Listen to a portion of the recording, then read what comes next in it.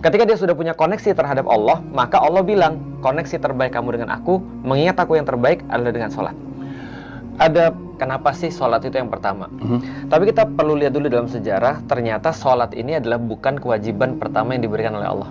Secara sejarah, sholat itu baru diwajibkan setelah 12 tahun perjalanan Islam diturunkan pada Rasulullah Muhammad. Berarti selama 12 tahun itu nggak ada kewajiban sholat. Nah, cara berkomunikasinya adalah yang waktu itu dilakukan oleh Rasulullah adalah Rasul mengajarkan tahajud sebagai bagian daripada sholat-sholat yang pertama yang diajarkan kepada umat muslim. Dan juga dalam sebenarnya sholat itu bukan sesuatu yang asing di dalam praktek agama-agama termasuk agama Yahudi dan termasuk agama Nasrani pada saat itu. Makanya kita lihat sekarang ada beberapa Nasrani, kalau nggak salah Nasrani Armenia kalau nggak salah, mereka melakukan sholat persis kayak orang-orang muslim melakukan sholat. Oh ya? Iya, jadi ada rukuknya, ada sujudnya, ada berdirinya dan seterusnya. Dan sebenarnya praktik sholat ini juga dilakukan oleh orang Yahudi sebenarnya. Cuma mereka sholatnya beda dengan sholat kita. Makanya nanti ke belakang setelah diwajibkan, Rasul minta sholatlah seperti melihat aku sholat.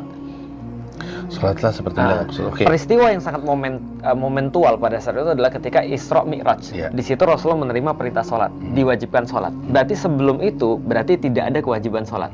Bahwasanya yang pertama kali diwajibkan di dalam Islam itu bukan sholat, tapi memahami syahadat dengan benar. Dan ini senantiasa konsisten misalnya di dalam Islam. Misalnya ketika satu waktu Mu'adz bin Jabal itu diminta sama Rasulullah untuk pergi ke Yaman. Lalu kemudian dia katakan, aku harus ngapain ya Rasulullah?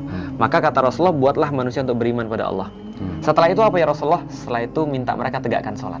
Artinya koneksi yang pertama adalah beriman, koneksi yang kedua baru sholat. Sholat ini kan kayak kita orang pacaran itu kan kayak ini ya, kayak kita ngapel ya.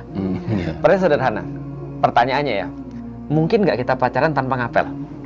Mungkin. Tapi agak awkward. Karena pasti kita mencari, pertama kita sendiri pasti craving untuk mau ngelihat dia, dengar suara dia dan segala macam. Aku masih ingat dulu ketika aku misalnya zaman kita LDR, aku harus pergi keluar kota dan segala macam, kita minimal ada telepon yang selalu orang lakukan ketika dia pacaran. Ini kan nggak ada di zaman sekarang kan? Benar. Tapi kalau kita dulu pacaran, boleh nggak minta foto? Betul. Dan karena itulah anak-anak 80-an yang lahir 80-an biasanya pergi ke studio, foto close up. Betul. Karena kalau kita pacaran, kita biasa minta foto. Betul. Karena kita belum tentu bisa nelpon. Minimal aku lihat fotonya. Foto itu adalah bentuk daripada pengingat. Bentuk daripada koneksi kita pada dia. Nah, itu adalah persis di dalam Al-Quran. Al-Quran mengatakan, Allah mengatakan bahwasanya mendirikan sholat itu adalah bentuk pengingatan. Tapi kita sebelum sampai sana ya, kita sampai pada pembahasan gini. Mungkin nggak orang pacaran nggak sholat? Mungkin. Berarti pertanyaannya, mungkin nggak orang muslim itu nggak sholat? Jawabannya mungkin. Dan dia tetap menjadi seorang muslim. Walaupun dia nggak sholat. Tapi dia beriman. Karena beriman dan sholat ini ternyata sesuatu yang berbeda. Orang beriman dulu di zaman Rasulullah 12 tahun baru diwajibkan sholat.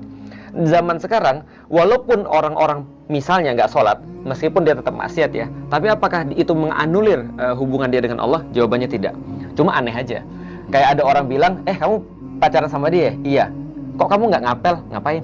Itu aneh aja tuh. Artinya kalau ada orang misalnya dia bilang, pengen sih, aku pengen ngapel tapi aku belum punya uang atau aku belum punya waktu. Tapi dia bilang, kamu nelpon nggak? Iya dong. Ya berarti dia ada koneksi lain terhadap Allah. Nah, tapi pertanyaannya, di antara koneksi-koneksi ini, misalnya kalau seseorang mencintai seseorang yang lain, koneksi apa yang paling bagus? Koneksi yang paling bagus tentunya adalah apa yang kita mau terhadap pasangan kita atau apa yang pasangan kita mau terhadap kita. Dalam kasus seorang laki-laki misalnya mencintai seseorang wanita, dia akan nanya, kamu paling enak diapain sih misalnya?